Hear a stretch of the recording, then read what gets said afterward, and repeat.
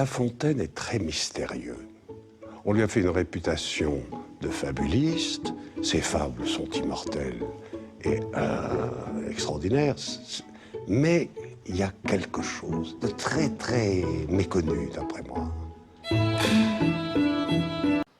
On n'insiste pas assez sur cette France secrète des fêtes, de la beauté dispendieuse, et on revient toujours au monarque absolu qui traverse les siècles jusqu'à la République. Il y a eu donc un esprit de fête extravagant dont La Fontaine est secrètement, avec Molière, avec Madame de Sévigné, l'organisateur. La Fontaine, sans aucun doute, qui devait avoir, comme dit Casanova très bien, le suffrage à vue, il devait plaire. Je sens qu'il a plu constamment. Prenez des paysannes, il y en a un, Perrette, je ne sais pas quoi, il y en a plein. Et il était très à l'aise, comme dans la nature, avec le peuple dans sa force et sa grâce physique. Donc il n'y avait pas évidemment de reporter pour dire, au paparazzi, pour dire « Oh, La Fontaine a encore couché il y a un avant-hier avec une merveilleuse laitière ».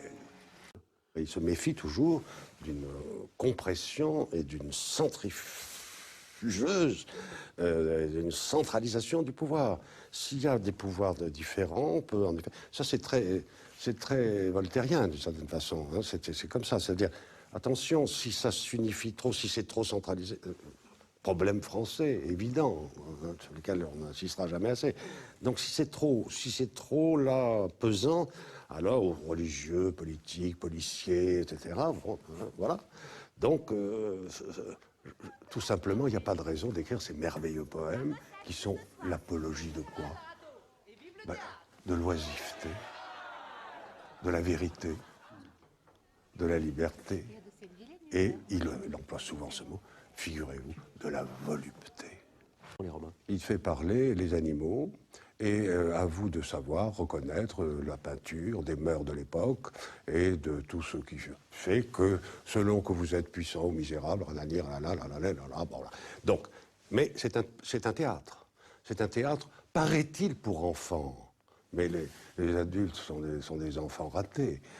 Donc c'est tout simplement qu'ils les démasquent à travers des animaux. Ça, c'est un coup de génie. Avec les fables, effectivement, c'était un coup plus brillant.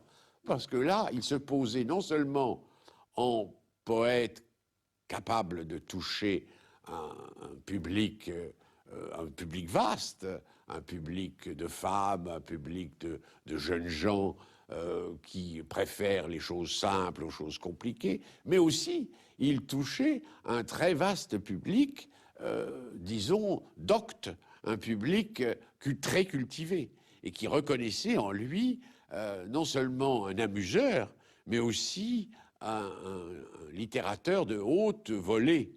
Et à ce moment-là, effectivement, sa figure, son image, comme on dirait aujourd'hui, a pris de la hauteur et de livre en livre, ou plutôt de série de fables en série de fables, il est toujours monté davantage.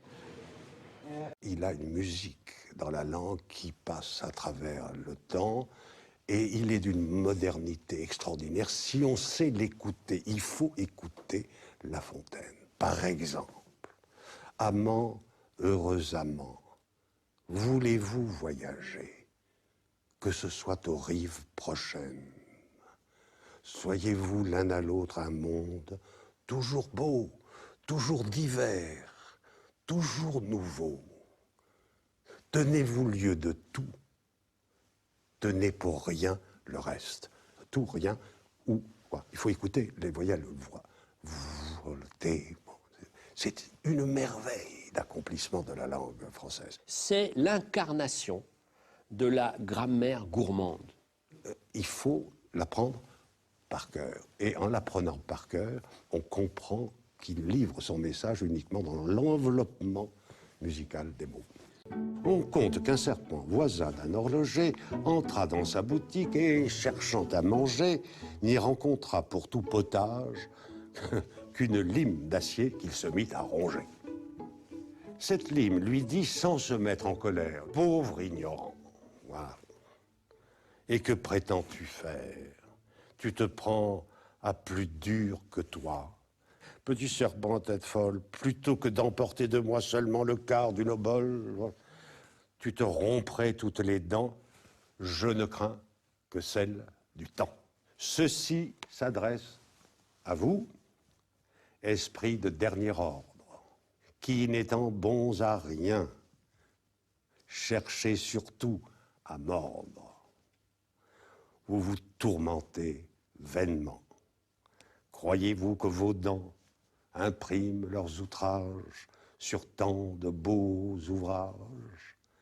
Ils sont pour vous des reins d'acier, de diamant.